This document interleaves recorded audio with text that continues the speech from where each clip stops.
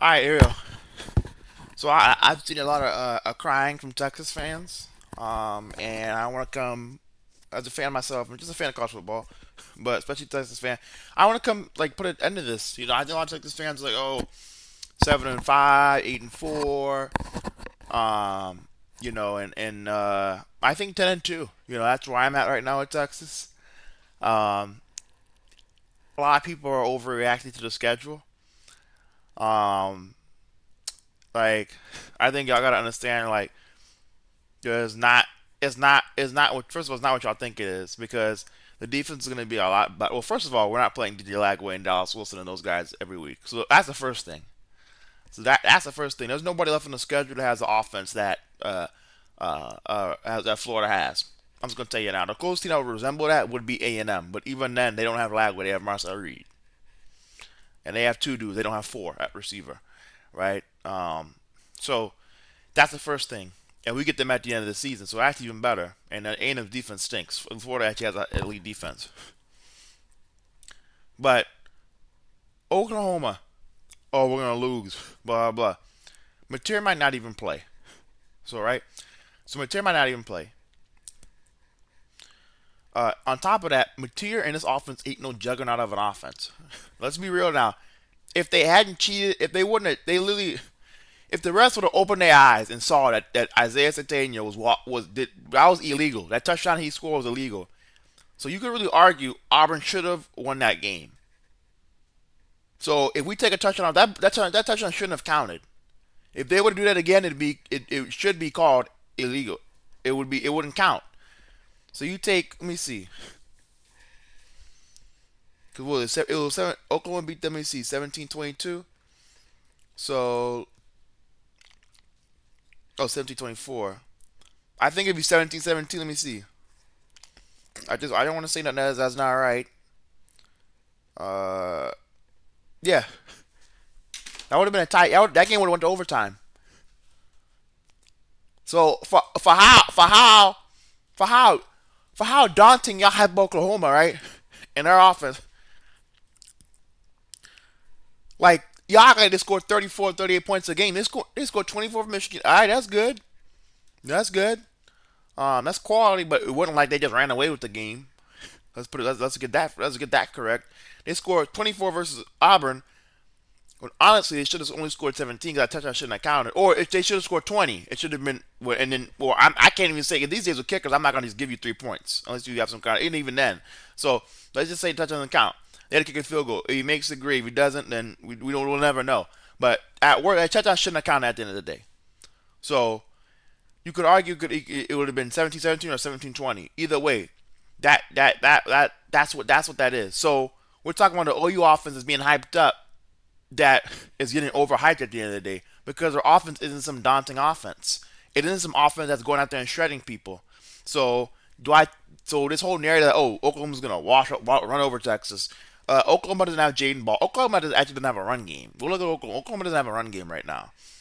They're in the same position Texas. We got no run game. They got no run game. Jaden Ball. They don't got Jaden. Jaden Ball's maybe a top 20, top 15, top 10 pick. Right? I mean that guy's special. There's just not guys that move like him at that size, and they can still drop the hammer on you with the big shoulder. They don't got Jaden Ball. Dallas Wilson's not coming on the field. Vernon Brown. They don't got the Deuce Florida guy. They don't have the offensive line. Oklahoma's offensive line is a Big 12 offensive line. It's not an SEC offensive line, and that will show as SEC play continues. The offensive line isn't running at a high level.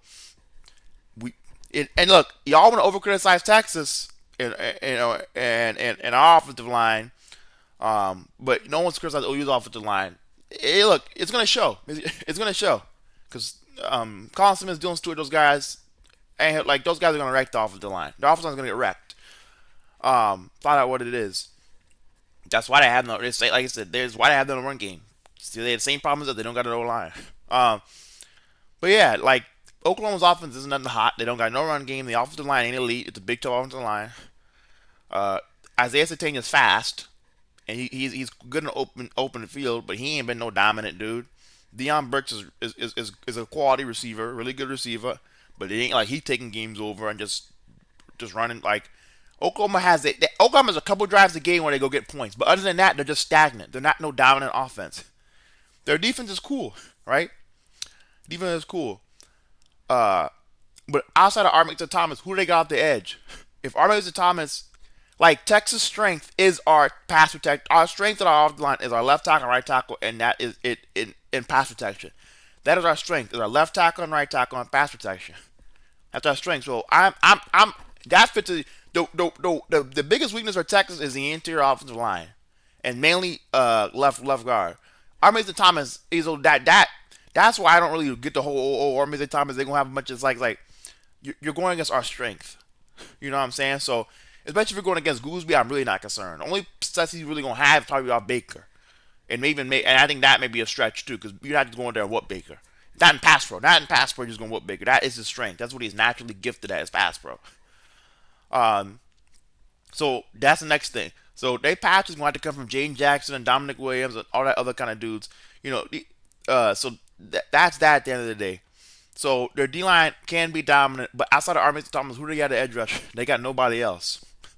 So uh, now they got Bowen back, Eli, and that's a big ad because the Gurley kid wasn't gonna last high level play. But the next thing about OU is that the thing about their defensive scheme. Well, we'll see how it looks when Eli gets back now, but how does that secondary hold up?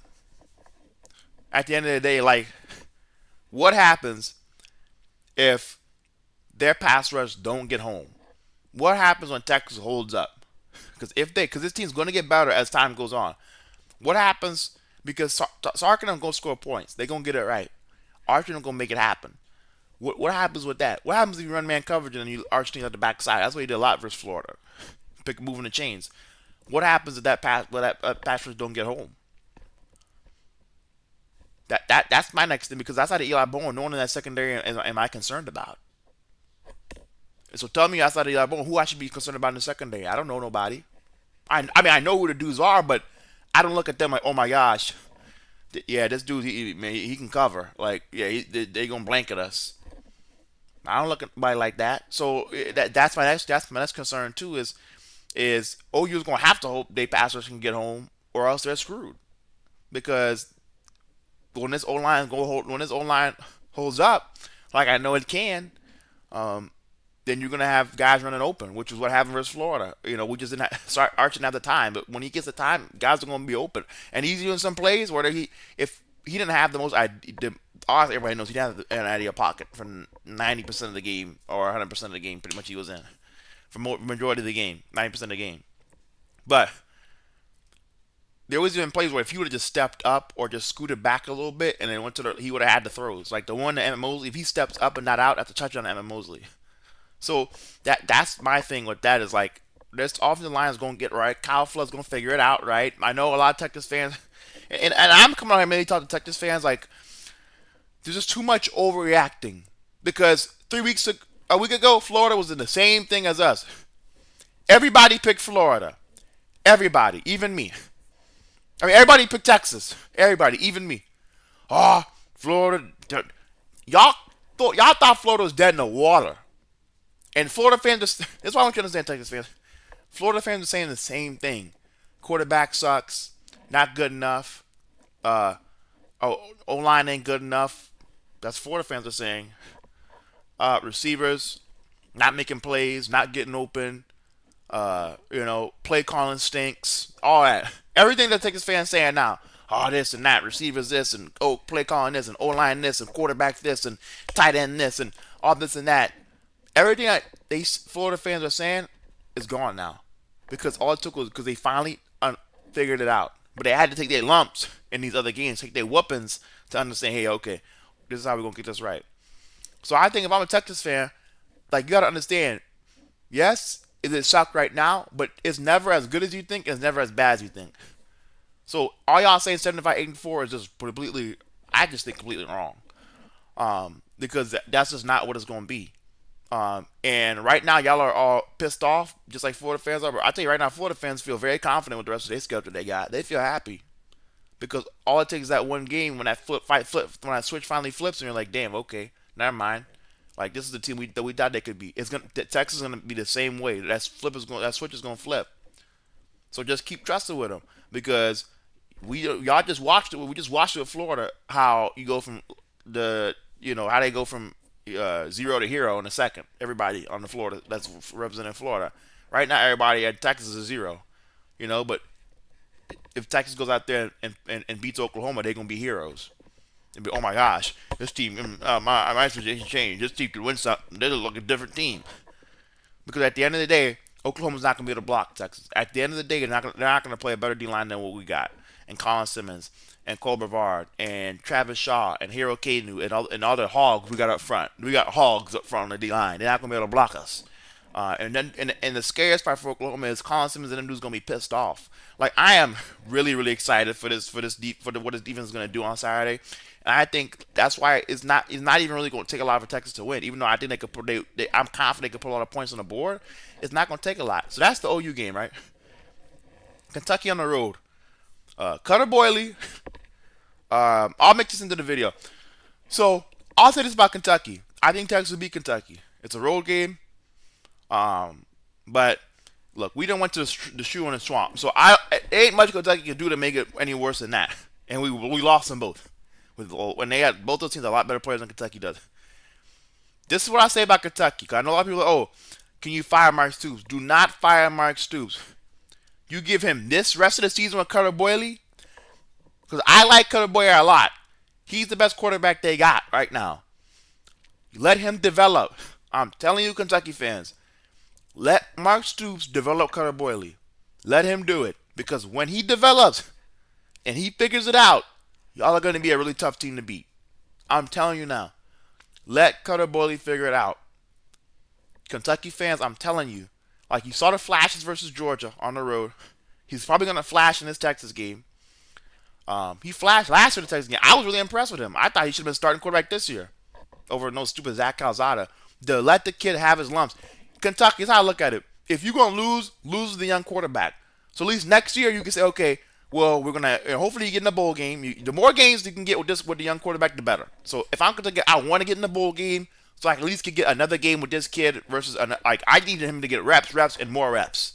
Simple as that. Because you see the flashes out there. He flashed last year versus Texas on the road. He flashed versus Georgia on the road. Kentucky just couldn't stop shooting themselves in the foot versus Georgia. But the flashes are there. But y'all have got to let him develop. I promise if Kentucky lets the quarterback develop, he will be a stud and they will win games with him. Because Mark Stoops is a damn good coach.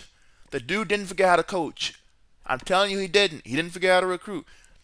Just let him develop this quarterback because when he does, it's going to be scary hours. And Kentucky's going to be a team to be reckoned with. And y'all got a stud coming from Shaman Madonna, Denarius Gray. I like him a lot, wide receiver, committed to Kentucky.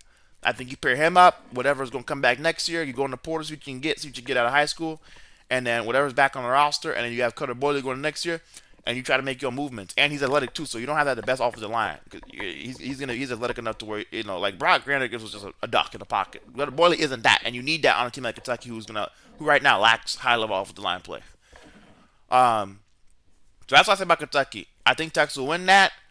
But yes, Kentucky, please don't fire Mark Stoops. Let him get one more year of Cutter Boyley after the season. Let him get one more. I promise you, y'all will not regret it if you do.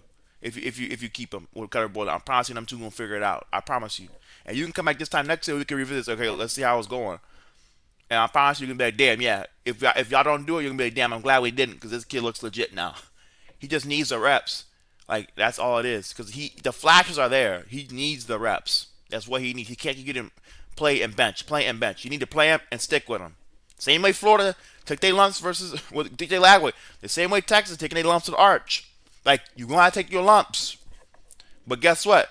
Them once they figure it out, you gonna forget the lumps even happened. Because them Florida fans, they don't care. Obviously, you want to win those games, but like the Florida fans, I think Florida's such a great representation for Texas and Kentucky and other teams that have young quarterbacks that might not be doing what they want to do.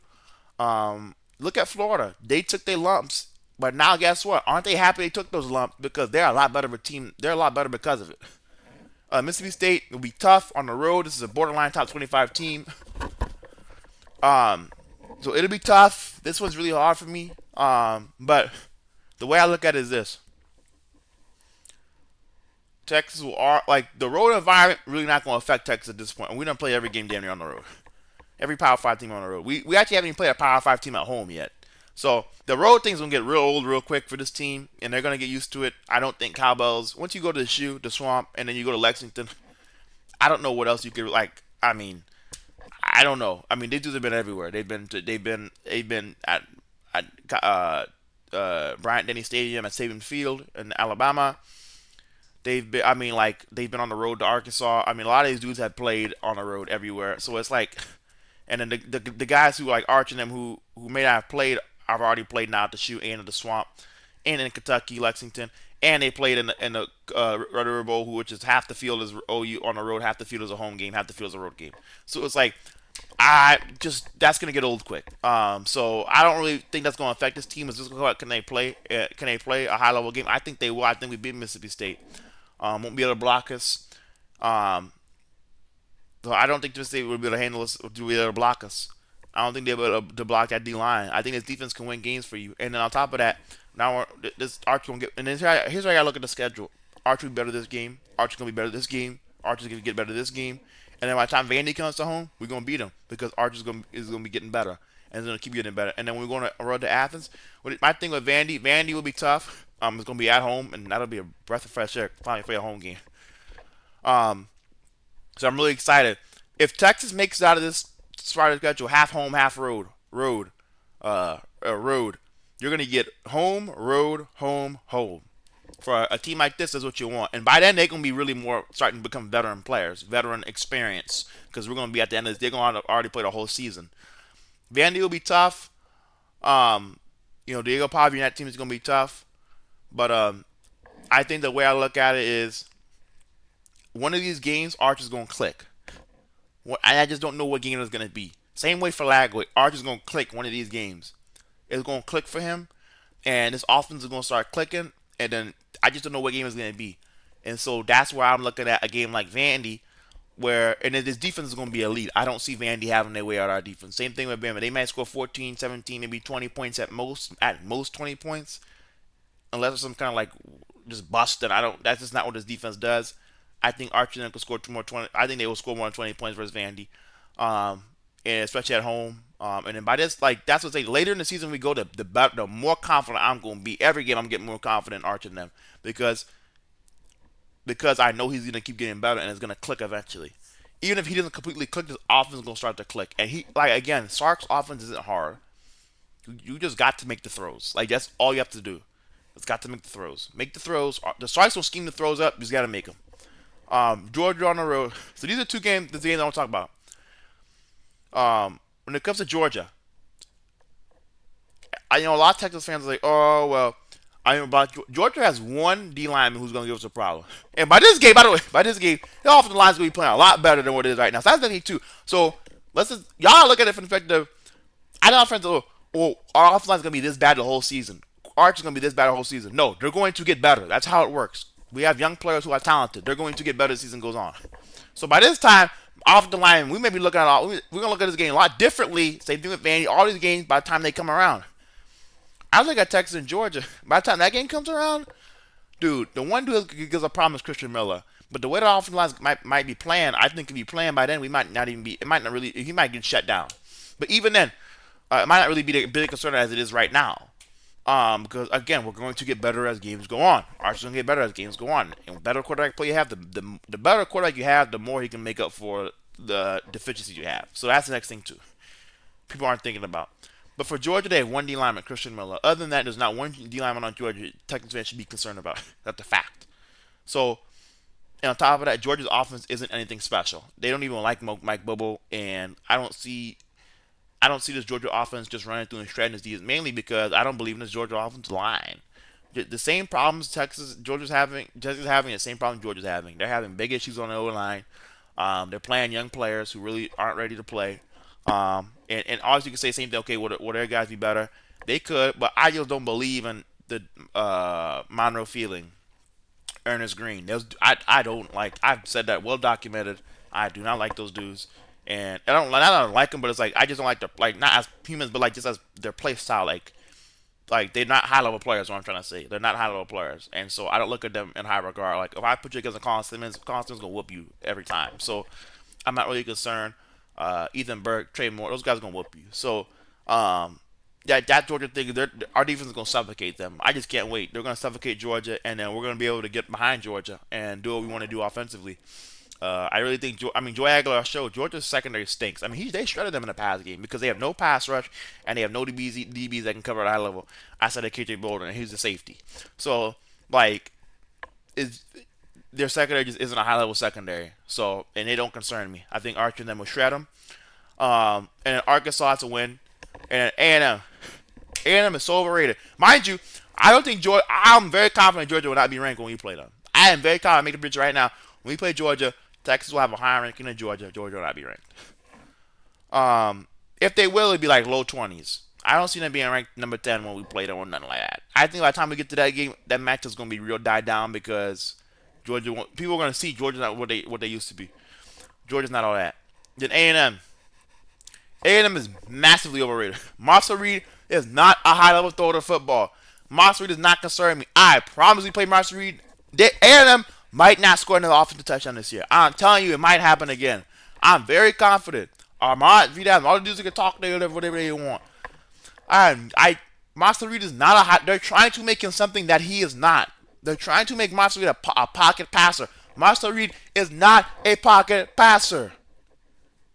He's not a pocket passer. And they're going to regret not going to get a quarterback from the portal. I'm telling you they are. I promise you. Marcel Reed is not a high-level quarterback. He's a running back. He's not a high-level thrower of football. That's why they're going to lose to Florida. And they're going to lose some of these other games. Because they don't have an actual true high-level quarterback. And they're trying to make him something that he's not. And so I'm not concerned about A&M. They're not that good. Their defense is not good. They don't have a good defense. Nothing about A&M defense is elite. Only one person on defense that's elite is Cassius out. Torian York can play, but he made no plays versus Texas last year. None. No plays. We watched him in the run game. He was nowhere to be found. Nowhere. I saw Torian York nowhere last year in the Texas game. So for other fan bases, you can talk about Torian York. When it comes to Texas fans, I have to put him in discussion because last time I played him, he was unavailable. He was nowhere to be seen. He no-showed. Only person that A&M got that's going to give fits is Cassius Howell. But then again, like I said, Texas' strength on the offensive line, no matter how bad you think it is our tackles in pass protection. That is our strength. And so, again, Cassius Howell will have a hard time because he's going against the strength of our offensive line. So that does not concern me. A&M's D-line got nobody else that's going to move the needle. Torian York, not moving the needle for me. Their DBs, not moving the needle. They stuck in there. Their defense ain't moving the needle for nothing. I promise Sark will shred that at home. I promise you. National TV is going to be a slaughter on national TV. I promise you that. This is a 10-2 schedule. Texas fans, stop overreacting. Stop getting so hyped up. And that kind of stuff. Like, this team is going to get better. Florida fans were the same way. Oh, it's over. $5 billion Napier. Blah, blah. It's going to get better. This team is going to get better. But you got to take your lumps with a young quarterback, and we're taking the lumps. We don't have to, but you have to. It's part of the process. You're gonna take lumps. There's gonna be negatives. But when this team turns that corner, watch the heck out, because once you turn that corner, whoever else is on that corner, it's gonna be TOD, time of death. Simple as that. So calm down. This team is gonna be a 10-2. At worst, I see 9-3. I think at worst will be 9-3. At worst, will be 9-3. But I think this is a 10-2 team. And I think this is better than a 10-2 team. But I think this is I think this team is going to be 10-2. I really believe that. I really believe that. I'm excited for what this team is going to do. And I'm excited to shock the whole country. Everybody wants to beat up on Texas. If you talking bad out to just stay on that side. Don't come on this side when things start going right for Texas. I'm just telling you now, because they hate us because they ain't us. Stay on that side. If you on Texas and you Texas, Arch suck. Sark suck. Everybody suck.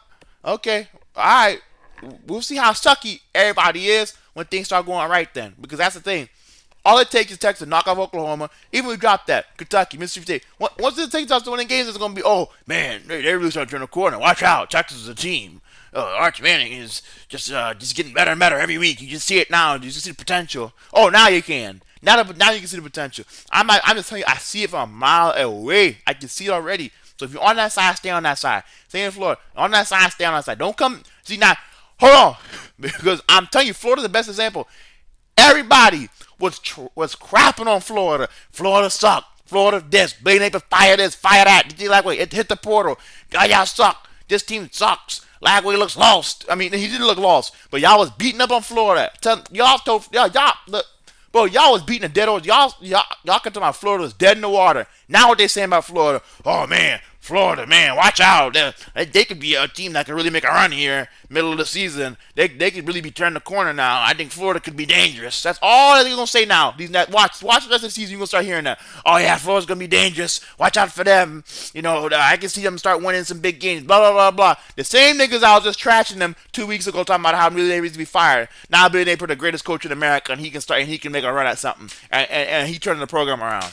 So that's what y'all gotta just like let these niggas talk, because that's all they do is talk. They don't learn from their mistakes. They don't understand Texas is just like Florida, and they gonna have the same way Florida resurrected in their season. Texas gonna resurrect in their season, but they don't understand that. That's the difference between me and them. I learn from my mistakes. I learn from my. They don't learn from their mistakes. They just do the same crap to get them clicks, and they don't learn and try to get better at their analysis of why things are happening. I learn from my analysis. I'm telling you, it's the same thing that's gonna happen with Texas. Everybody talking bad now, and then when Archie and them start winning, it's gonna be the same way. Oh my gosh, this detective we waiting to see. Watch out, they could really be something this year. Alright. I don't. That's why I don't value none of their opinions, bro. Because they're the same niggas that when everything's going bad, they're gonna crap on you. When everything's going good, they're gonna talk you up when everything's going good. I don't care about niggas who just go like the wind, bro. Whatever the national perspective, that's what you run with instead of just having your own opinion. You could do that copycat crap somewhere else. I ain't about that, bro.